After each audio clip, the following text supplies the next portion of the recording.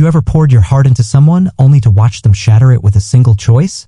That was me, standing in my silent kitchen, staring at a note taped to the fridge door. Thanks for the money, Daniel. I'm gone.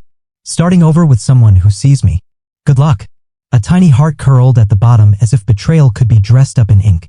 I laughed not because it was funny, but because the truth cut deeper than her words. Welcome to Cheating Stories Diary, where raw stories of heartbreak and justice come to life. If you've ever believed in trust or had it broken, hit that subscribe button and share your story in the comments. What betrayal hit you hardest? My name's Daniel, and I just sealed the deal of a lifetime, a $15 million contract with a biotech firm in Tokyo. For years of sleepless nights, endless pitches, and promises I fought to keep. I met the CEO in a Kyoto hotel lounge, both of us worn thin by life's sharp edges. Over sake, he said, build my company's name in the West and I'll make you unstoppable. Last Tuesday, the funds cleared. That night, I brought home a black leather duffel bag, heavy with cash, or so it appeared. The bills were props, relics from a documentary filmmaker I'd consulted for, flawless fakes with serial numbers that could fool anyone. The real money? Locked in a secure vault across town, untouchable. I handed the bag to my wife, Elise, and said, hold this for me overnight. Her eyes glinted, too sharp, too eager. You're sure you trust me with this? She asked, her voice smooth as velvet. I nodded. Who else could I trust? Her smile was soft, her kiss softer. That was the last time I felt her warmth. Morning came, and the house was a void. No clatter of her coffee mug, no echo of her humming in the shower. Just silence, heavy and cold. I found her note on the fridge, the paper crisp under my fingers. I read it 3 times, my heart thudding against my ribs. Elise was gone. So was the bag? I called her phone, 3 rings, then voicemail.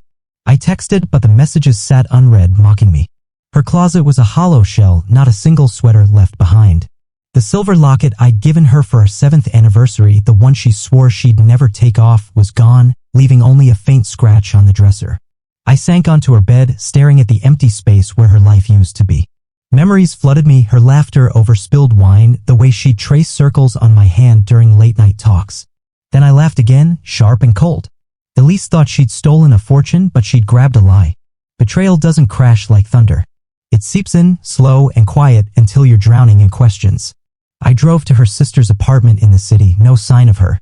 Her best friend stammered excuses, her voice laced with pity. That's when it hit me. She wasn't coming back. I returned home, the silence louder now, pressing against my chest. I stood in our bedroom, staring at the half-empty closet. Her scent, jasmine and vanilla, still lingered, faint but cruel. I thought of her hands, always restless, and how she'd fidget with her rings when she lied. I thought of the chipped red nail polish she never fixed, the way she'd hum old jazz tunes while chopping vegetables. All of it erased. But the bag? That was my lifeline. She'd taken a decoy, and that meant her victory was a mirage. The days that followed were a blur of quiet rage and sharper clarity. I sat in my office, the leather chair creaking under my weight, and replayed every moment. Had I missed the signs? The late nights she claimed were for work? The way her smile never quite reached her eyes? I opened my laptop, checked our joint accounts. She'd withdrawn $5,000 2 weeks ago, small enough to go unnoticed, large enough to plan an escape. I called her phone again, left a voicemail. Elise, where are you? We can talk. No response. I drove past her favorite cafe, the park where we'd walk on Sundays. Nothing. The truth settled in, heavy as stone. She'd planned this, maybe for months. And I'd handed her the bait. Betrayal is a slow burn, but it sharpens your edges. I leaned into it, let it fuel me. I walked to my office safe, punched in the code, and there it was, $15 million, stacked in neat rows, untouched. I exhaled, a weight lifting. Elise hadn't stolen money. She'd stolen the version of her I'd loved, the one I'd built in my mind. And in return, she'd shown me who she was. I closed the safe, sat at my desk, and waited. I knew her. She'd run, but she'd slip. People always do when they think they're free. 3 days later, my phone buzzed, an unknown number. A man's voice, smooth and cocky. She's mine now, Daniel. You didn't deserve her. I leaned back, a smile tugging at my lips. Tell Elise thanks for the note. And ask if she checked the serial numbers. Silence stretched, thick with confusion, before he hung up. I pictured her face, the moment she'd opened the bag, her fingers brushing the bills. The realization would hit like a wave, denial, then panic, then dread. I almost pitied her. Almost. I gave it time. 5 days later, the headlines screamed, woman arrested in Charleston with $15 million in counterfeit cash. Elise's mugshot filled the screen, her face pale, her eyes wide with a terror that only comes when your dreams collapse. Her hair was tangled, her defiance gone. The man, some drifter named Marcus, cracked under pressure, spilling everything to dodge a heavier sentence. They'd planned a new life in Mexico, tossing fake bills in a cheap motel room, laughing like they'd won. She'd called it freedom money in a video they'd recorded, her voice bright with reckless joy. I watched it once, her laughter slicing through me like glass, then deleted it. Freedom, she'd said. All she'd bought was a cell. The case was brutal and swift.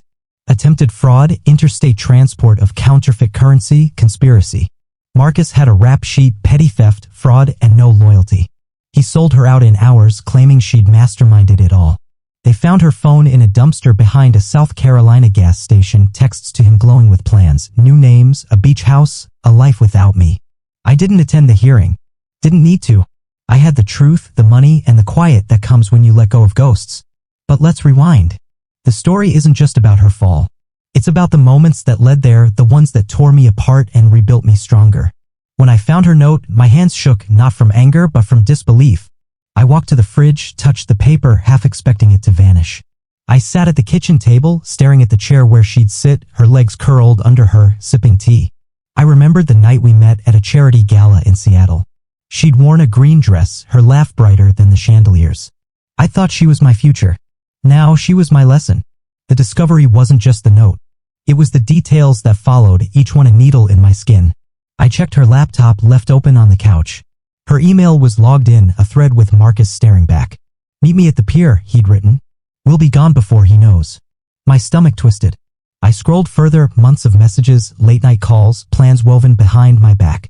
I found a receipt in her coat pocket, a hotel in Portland, 2 nights, paid in cash. The date was our anniversary. I stood there, the paper crumpling in my fist, my breath shallow. My heart raced, but my mind was clear. She'd played me, but I wasn't her pawn. I didn't confront her. Not yet. I watched, waited, planned. I hired a private investigator, a quiet man named Leo who moved like a shadow. He tracked her to a motel on the coast, sent me photos, Elise and Marcus, arm in arm, laughing under a neon sign. I stared at the images, her smile a stranger's. I didn't feel rage, just a cold, sharp focus. I froze our joint accounts, rerouted my assets to a new trust. I met with a lawyer, a woman with steel in her eyes, and laid out every detail. "She thinks she's won," I said. "Let's make sure she hasn't." We built a case, quiet and airtight, gathering proof of her theft, her lies, her plans. The revenge wasn't loud. It didn't need to be. I let her run, let her believe she'd escaped. I pictured her opening the bag, her fingers trembling as she counted the bills. I imagined the moment she noticed the serial numbers, the faint smudge of ink, the weight of her mistake. I didn't need to chase her. The truth would. And it did, in a Charleston police station with cameras flashing and cuffs snapping shut. But there were moments I doubted myself. Nights when I lay awake, the house too quiet, her absence a weight I couldn't shake. I'd think of our early days, weekends in the mountains, her head on my shoulder as we watched the stars. I'd wonder if I'd pushed her away, if I'd been too focused on work, too blind to her needs. Am I the villain here? I'd ask the dark. I'd replay her laugh, her touch, the way she'd say my name. Then I'd remember the note, the locket gone, the hotel receipt, and the doubt would harden into resolve. I added layers to the plan, small traps she'd never see. I tipped off the filmmaker who'd given me the prop cash. Let him know his work might surface. He laughed, promised to alert the feds if it did. I left a burner phone in her car, programmed with a single text, "Check the bag." I knew she'd find it eventually. I wanted her to feel the walls closing in, to know I'd been one step ahead. Not out of cruelty, but justice. She'd taken my trust, my love, my future. I'd take her illusion. The emotional tug-of-war was the hardest part. I wanted to hate her, but grief kept creeping in. I'd see her favorite scarf in a store window and pause, my chest tight. I'd hear a song she loved, some old Ella Fitzgerald tune, and my throat would close. I'd think of our daughter, Mia, who we'd lost to illness at 3. Elise had held me through that, her tears mixing with mine. How could that woman be the same one who'd left? I stood in Mia's old room one night, the walls still painted blue, and whispered, "I'm sorry." Not to Elise, but to the life I'd thought we'd had. The sensory details grounded me. The creak of the floorboards where she'd pace. The faint jasmine of her perfume, fading day by day. The the cold metal of the safe under my fingers, a reminder of what I'd protected. I'd walk the house, touching things she'd touched, the kettle, the bookshelf, the cracked mug she'd loved. Each one was a tether, pulling me back to reality. She was gone, but I wasn't. The conclusion wasn't just her arrest. It was my rebuilding. I moved to a small coastal town in Oregon, where the ocean roars and the air smells of salt and pine. I bought a house with wide windows, let the light burn away the shadows. I changed my number, kept my circle tight.